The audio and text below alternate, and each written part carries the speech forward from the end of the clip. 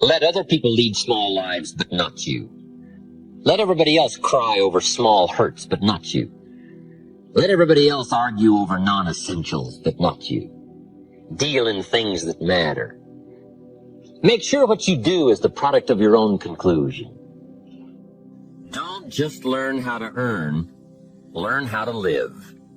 And that's what lifestyle is all about. Learning how to live. Here's one of the great challenges of life. Being happy with what you have while in pursuit of what you want. So develop your lifestyle a little more.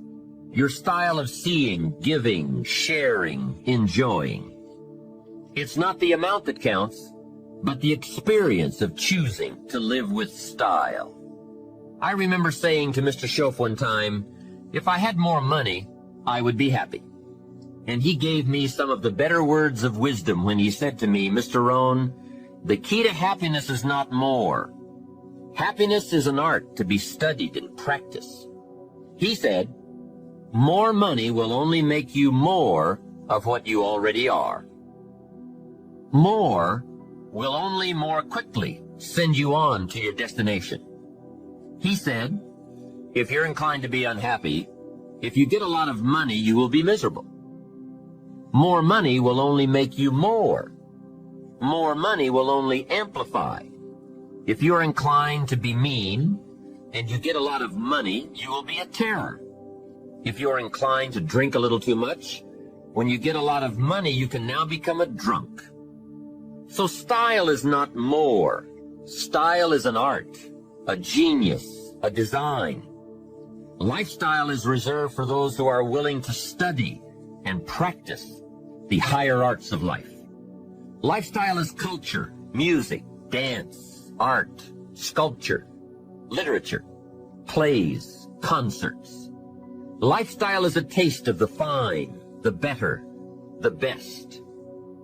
Mortimer Adler, the philosopher, says, if we don't go for the higher tastes, we will settle for the lower ones. So develop an appreciation for the fine.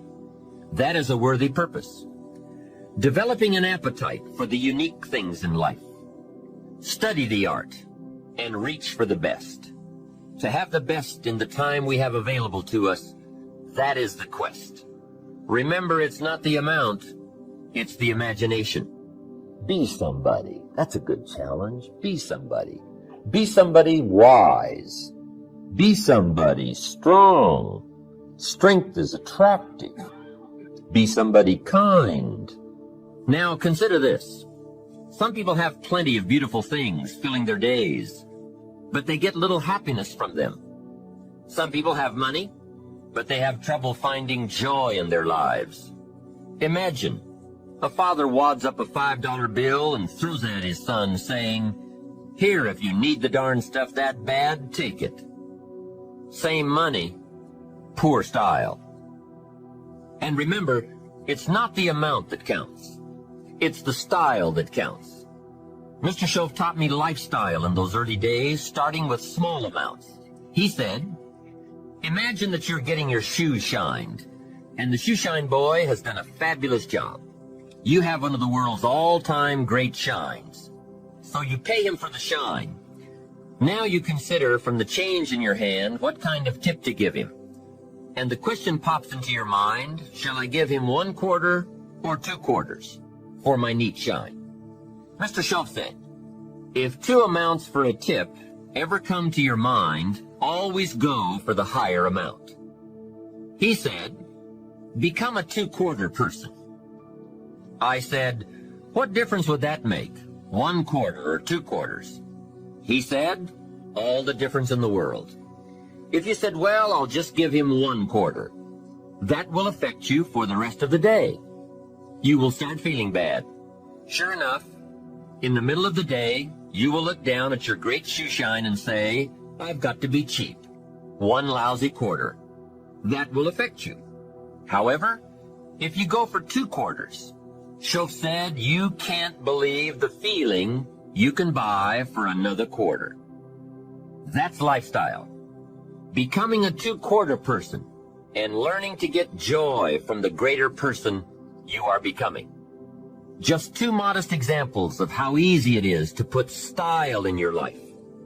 Make sure you don't miss out. Don't miss anything you can enjoy. Be sure you live your life in style. Now let me give you a neat part of life. The pull is in the opposite direction. And it always is. Here's what success is. Success is learning to move in the opposite direction of the normal negative pull. Success is just overcoming the normal negative downward trend. Because I guess that's what life was meant to be. Overcoming the normal negative downward pull. Success is moving in the opposite direction. Life that springs from the seed really is moving in the opposite direction. Gravity wants to pull the seed down, but sure enough, the seed being pulled down by the soil takes root, comes to life, right? Comes to life, takes root, starts to grow, and which way does it grow? Up, right? It gets the roots and the nourishment, but it grows up. It pushes its way against gravity. It moves up, and that's what success is. That's what life is, of movement in the opposite direction. Here's something else to think about. Did you ever hear where the expression tip came from? As in tipping the waiter or waitress in a restaurant. Mr. Schoaf taught me that it began as a symbol for the phrase, to ensure promptness. Now, Schoaf said, if a tip is to ensure promptness, when should you give it? Answer, up front. See, I didn't know that. I said, no, you have lunch, and if you get good service, you leave a good tip. If you get lousy service, no tip. And he said to me, no, Mr. Rohn. Sophisticated people don't take a chance on good service. They ensure good service by giving the money up front. I said, wow, what a way to live. I had never thought of that. So the next time you have someone special to take to lunch, call the waitress over, arm around the shoulders and say, here's $5. Would you take good care of me and my friend? Schoaf said you won't believe what happens. They do what's known as hover. They hover around your table. One last major point. Life in style is also life in balance. Make sure you pay attention to all the values and dimensions of your life. One is family. If you have someone you care about, there is no value to match that. One person caring for another is life in the best of style and value. Protect it with a vengeance. If a chair gets in the way, I suggest you destroy the chair. It was wisely said so long ago, but is still true for today. There are many treasures, but the greatest of these is love. Better to live in a tent on the beach and have a love affair than to live in a mansion by yourself. Ask me. I know. Family must be cultivated like an enterprise, like a garden. Time and effort and imagination, creativity and genius must be summoned constantly to keep it flourishing and growing. Next is friendship. A priceless value, friendship. Friends are those incredible people who know all about you and still like you. Friends are those people who are coming in when everyone else is leaving. And as someone once suggested, be sure to make the kind of friends on your way up who will take you in on your way down. Life is a bit of both up and down.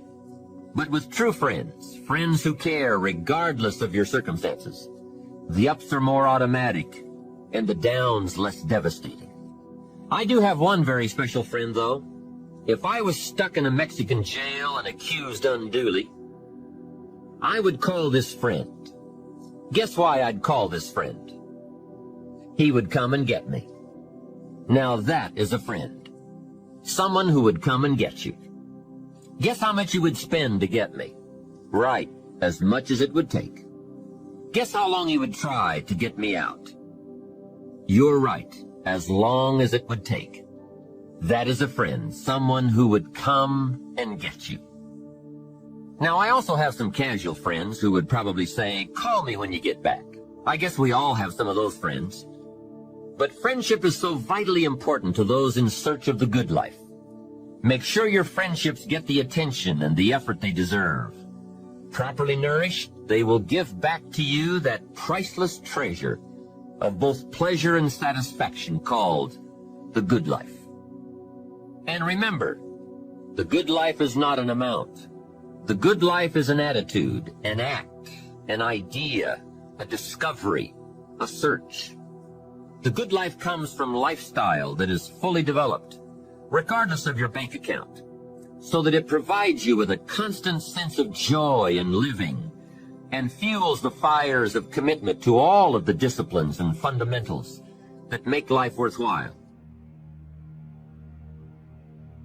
Ambition, my friends, is the driving force that propels us forward on the path to greatness. It is the spark that ignites the fire within us, compelling us to dream big, work hard, and reach for the stars. Ambition is not just a fleeting desire. It is a burning passion that resides deep within our souls. It is the unwavering belief that we are capable of achieving more. Ambition knows no boundaries, no limitations. It urges us to push beyond our comfort zones, to challenge ourselves, and to embrace the unknown. Ambition alone is not enough. We must pair it with unwavering persistence and a relentless work ethic. It is through our consistent efforts and determination that we unlock the true potential within us. Ambition demands that we set audacious goals for ourselves. It urges us to dream without fear, to imagine a future filled with possibilities. It is the audacity to believe that we can accomplish what others deem impossible. Ambition is the fuel that propels us through obstacles and setbacks, turning them into stepping stones towards our ultimate triumph. However, let us remember that ambition is not a solo journey. It thrives in an environment of collaboration, support, and mentorship. We must seek out mentors who have walked the path of ambition before us. Their wisdom and guidance will fuel our determination and accelerate our progress. Ambition is not limited to a particular age, background, or circumstance. It is a universal force that resides within each of us. It doesn't matter where we come from. What matters is where we are headed.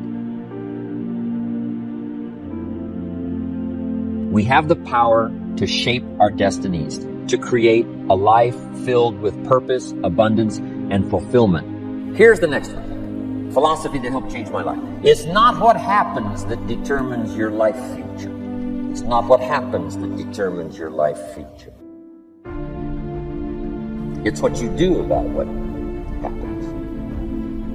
All of us are in like a little sailboat. And it's not the blowing of the wind that determines your destination, it's the set of the sail. So jot this phrase down, it's one of the best to understand. Kids need to understand it. The same wind blows on us all.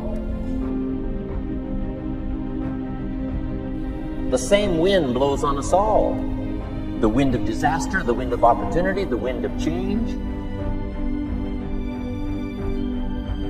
The difference in where you arrive in 1 year, 3 years, 5 years. The difference in arrival is not the blowing of the wind, but the set of the sail. And that's what learning is all about. To set a better sail this year than last year. To set a better sail. The first 6 years of my economic life, I wound up broke. Second 6 years, I wound up rich. You say, well, the Democrats must have finally gotten power. No.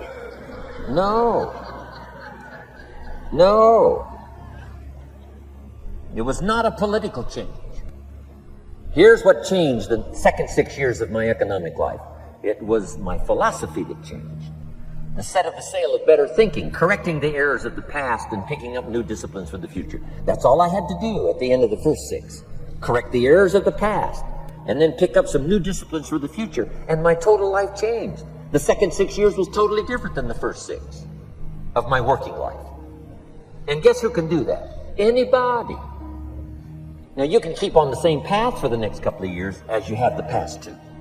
But if you wish to, and maybe everything's okay for you and you don't need to, but if you need to make some changes, I'm telling you, you can start doing it today so that the next 2 years will be drastically different than the last 2. And anybody who wishes to do that can. And you can do it between ages 40 and 43. You can do it between ages 13 and 15. You can do it between ages 60 and 62. Any 2 years, any 5 years that you wish to drastically change from the previous 5, you can do it. If you wish to. Now this isn't written. This is not a law. Here's what it's called: opportunity. But if you don't know you can change, if you don't know you can drastically change your income, change your future, change your health, change your marriage, change everything. If you don't know that, some people then go year after year after year after year not making much change simply because they didn't get to the class. They never read the book. They never went to the seminar. They never made the discovery. They didn't seek for the knowledge of how could I make my life better. And if you just rock along, I'm telling you it's okay. Anybody can live any way they choose. But I'm here to tell all of you that if you wish to, it's possible to make the next 3 years totally different than the last 3.